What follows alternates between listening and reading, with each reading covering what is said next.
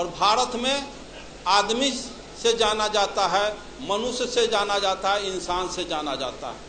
लेकिन हमारे लोग डिक्शनरी अगर जान लेते, एक शब्द इंग्लिश में पढ़े लोग हैं, मैन का अर्थ इंसान, इंसान का अर्थ होता है जिसमें शील दया ज्ञान हो, उसको इंसान कहते हैं। आदमी भारत में बनाया ब्राह्मण, हम सभी के सभी मूलवासी बैकवर्ड ब्राह्मण के आदमी बने हुए हैं। आदमी का शाब्दिक अर्थ होता है गुलाम, पिछलग्गू, चमचा। ये विधायक जी के आदमी बारन, दरोगा जी के आदमी बारन, ये पंडित जी के आदमी बारन। तो अभी तक हम लोग आदमी, हमारे समाज के लोग बने हुए हैं।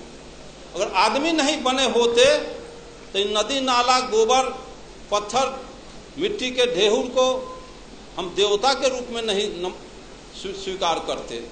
आप अगर चाहते हैं जानना, वैज्ञानिक तर्क करना, तो मैं आपसे कहूं, मैं 25 को मिट्टी का चूहा बना दे, चूहे के कलर में पेंट करके किसी चूहे के बिल पर रख दूं, 25 को मिट्टी का खरगोश बना के खरगोश के कलर में पेंट करके किसी झाड़ी में छुपा दूं, इधर से कुत्ता को इंडिकेट करूँ, कुत्ता मिट्टी के बने हुए खरगोश को कैच करो, तो मिट्टी के खड़हा को कुत्ता कैच करेगा? बिल्कुल नहीं। मिट्टी के चूहा को बिल्ली कैच करेगी? बिल्कुल नहीं। जब मिट्टी के चूहा को बिल्ली नहीं कैच कर रही है, मिट्टी के खरगोश को कुत्ता कैच नहीं कर रहा है, लेकिन हम मानो माटी के हनुमान, शिव, शंकर, दुर्गा, पार्वती, गणेश बना के पेंट पोचारा करके लंगौटा साया साड़ी ब्लाउज पहना के हम कर जोड़ के गिड़गिड़ाते हैं कि हे हनुमान जी, हे दुर्गा जी, हम पर कृपा करो। तो हनुमान के पास बैंक बैलेंस है कि 10-20 हजार से कृपा कर देगा? वो माटी के दुर्गा के पास लैंड प्रॉपर्टी है कि पटना में 2-4 कट्ठा रजिस्ट्री जमीन का कर देगा? इसका मतलब हम मानव असल नकल के पहचान करने में कुत्ता बिलाई से भी बदतर हैं। साथियों, आप अच्छी तरह से जानते हैं व्यवहार में, लेकिन ज्ञान के अभाव में हम रियलिटी पर नहीं पहुंच पाते हैं। जब यह दर्शन है कि ऊंची नीची भूमि अच्छी पैदावार नहीं दे सकती, ऊंची नीची भूमि अच्छी पैदावार नहीं दे सकती, उभर खाभर रोड रास्ता अच्छी गति प्रदान नहीं कर सकती, तो जिस समाज में ऊंच नीच छुआछूत के भेदभाव रखने वाले लोग क्या समाज राष्ट्र का कल्याण कर सकते हैं?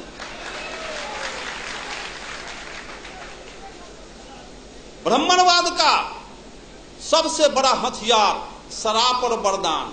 ऐसे क्यों हो गया? तो फलाना ऋषि का शराब था। ऐसे क्यों हो गया? तो फलाना ऋषि का वरदान था। शराब और वरदान में पूरा 90% बैकवर्ड आकंठ डूबा हुआ। मैं पूछता हूं, जिसको बाबा साहब अम्बेडकर ने कहा है कि जो कौम अपने पूर्वजों का इतिहास नहीं जानता, वो कौम अपना भविष्य निर्माण नहीं कर सकता।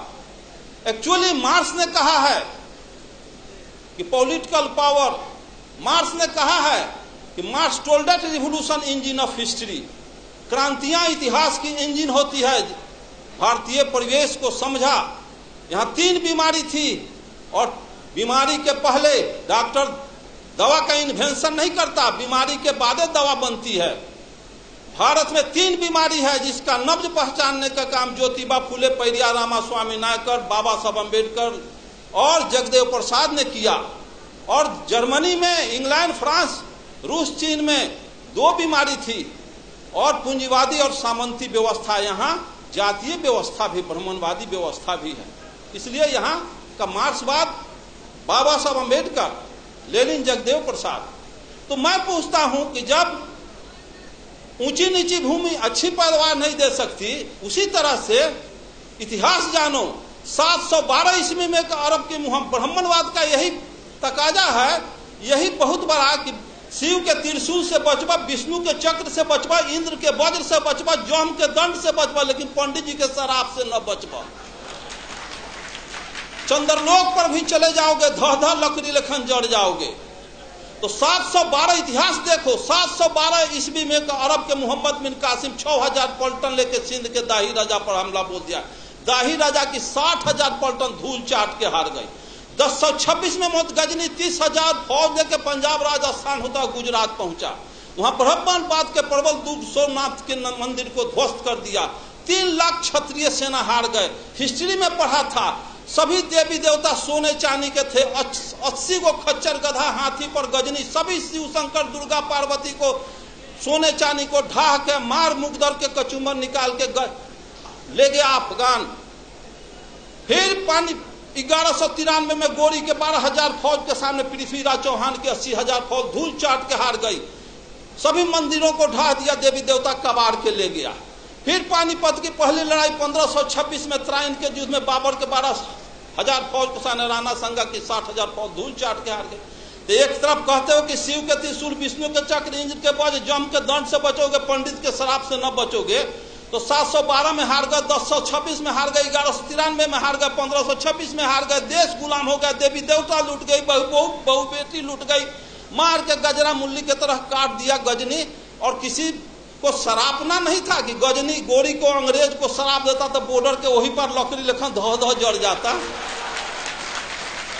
तो ये शराब किसके लिए? ये तो कोयरी कुम्हार कानू कलवार तो यहाँ मुल्हर पर फंसौले बारी, गुह गोबर खिया के, अब पेशाब पिला के, यही हमारा दही चूड़ा खिलाएगा, यही दान दक्षिणा देगा, चलो उससे तक शराब। मैं पूछता हूँ कि इस रास्ते से बिजली की तार गई है, इसमें करंट प्रवाहित हो तो उसको तार को छुएगा आज तो करंट आज मारेगा कि 6 महीना के बाद मारेगा? तो जब सोमनाथ के मंदिर में सोने चांदी के देवी देवता गजनी के बाल नहीं टेढ़ कर सका तो गिट्टी छड़ सीमेंट का हनुमान मेरा बयाना बिगाड़ क्या देगा?